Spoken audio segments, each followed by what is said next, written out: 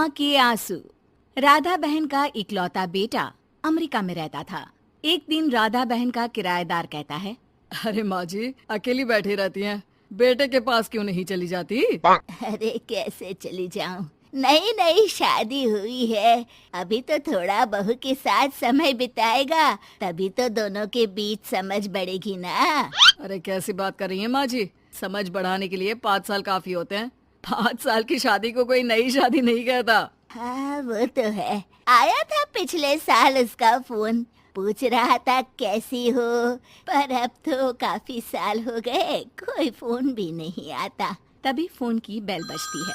लो 100 साल की उम्र है, आ गया मेरे मयंक का फोन। अच्छा कैसे पता कि ये फोन उसी का है? अरे कैसे पता नहीं चलेगा, माँ हूँ मैं। अरे रहने दो माँ जी, 1 साल से जिसका फोन नहीं आएगा वो अब क्या करेगा? होता भी वही है, फोन पर मयंक है। कैसी हो माँ? अरे बेटा तेरी आवाज सुन ली, अब तो मौत भी क्यों ना आ जाए, बहुत याद आती है बेटा। माँ मैं वो ऑफिस में था।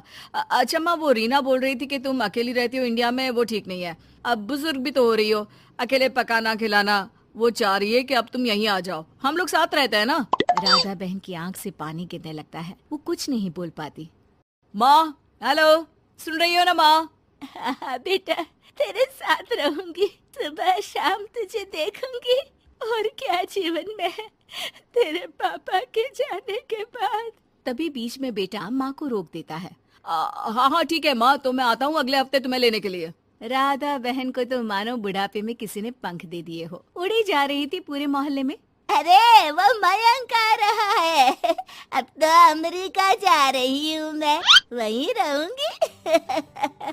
अच्छा है मौसी, आपका जीवन देखकर तो मुझे भी रोना आ जाता था। कोई बात नहीं मौसी, देर से ही सही सब अच्छा होने वाला है अब।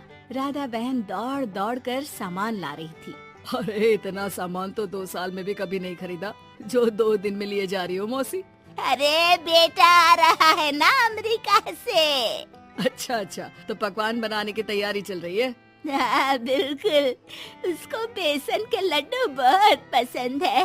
रात भर भूनना तलना ये सब प्रोग्राम चलता रहता है राधा बहन के घर में। और फिर वो दिन भी आ जाता है जब बेटा घर आता है। कौन? माँ मैं मयंक, ये घर का क्या हाल बना रखा है, न सफाई न धुलाई, कैसा लग रहा है ये घर? घर तो ऐसा ही था बेटा, हमेशा से, बस तू थोड़ा कमजोर लग रहा है। क्या हुआ बेटा? ये कमजोर नहीं फिट होता है माँ। वैसे और बता क्या हाल है तेरे? बेटे के मुंह से हाल पूछने का अंदाज भले ही फॉर्मेलिटी वाला हो, लेकिन राधा बहन की आंख फिर भर आती है। अरे यार, ये तुम्हारी हर बात पर रोने की आदत न जाने कब जाकर खत्म होगी। सही कहती है रीना तुम्हारे लिए। रीना बहू क्या कहती है मेरे लिए? यही कि बस यही एक आदत है तुम्हारी माँ की, इमोशनल ब्लैकमेल। अरे यार अब इसमें रोने की क्या बात है? ना कुछ नहीं, बहुत दिन बाद तो घर आया ना तो क्या रोएगी? हाँ क्यों? अच्छा ये ले, तेरे लिए रात भर बैठकर ये बेसन के लड्डू बनाए हैं, और ये अचार तुझे बहुत पसंद है ना? पसंद है नहीं माँ, पसंद थे। अब तो फिटनेस के लिए ये सारी फालतू चीजें मैं खाता भी नहीं हूँ। ये फालतू चीजें खाकर ही तो तू बड़ा हुआ है बेटा। अब रहने दे माँ, क्या क्या खिलाकर बड़ा किया है, मुंह मत खुलवा। कौन देशी घी में शक्कर डालकर पराठे के साथ खाता है? वो तो तुझे पसंद थे ना बेटा, तभी तो बनाती थी, नहीं बनाती थी तो रोता था तू। अरे तो रोने देती ना माँ, अब सारी समस्या उसी खाने से है शरीर में। वो तो भला हो रीना का, जो हेल्दी डाइट देकर सब मेंटेन कर रही है। राधा बहन बेटे की आने की खुशी में इतनी दीवानी थी कि उसे बेटे के बात का अंदाज और लहजा समझ में नहीं आ रहा था। अच्छा रुक, पालक वाली दाल बना देती हूँ। रहने दे माँ, मैं होटल से ऑर्डर कर देता हूँ। इतने साल बाद होटल का खाना, माँ के खाने की याद नहीं आती थी। अरे माँ फिर इमोशनल डायलॉग, प्लीज माँ। अच्छा सुन, बहुत कम वक्त है हम लोगों के पास, जल्दी जल्दी सारी पैकिंग कर ले। और हाँ, इस घर को बेचना होगा। कैसी बात कर रहा है, तेरे पापा और मैंने एक एक पाई जोड़कर इस मकान को बनाया था। हाँ पर तू जा रही है ना, फिर कौन मेंटेन करेगा? कैसे क्या होगा माँ, मैं तो अब इंडिया आऊंगा भी नहीं। बेटा तो सो जाता है, लेकिन माँ घर का एक एक कोना घूम घूम कर देखती है। सही बात है, क्यों मोह माया जोड़ रही हूँ मैं इस घर से, आखिर बेटे के साथ रहना ही तो होता है हर माँ बाप को।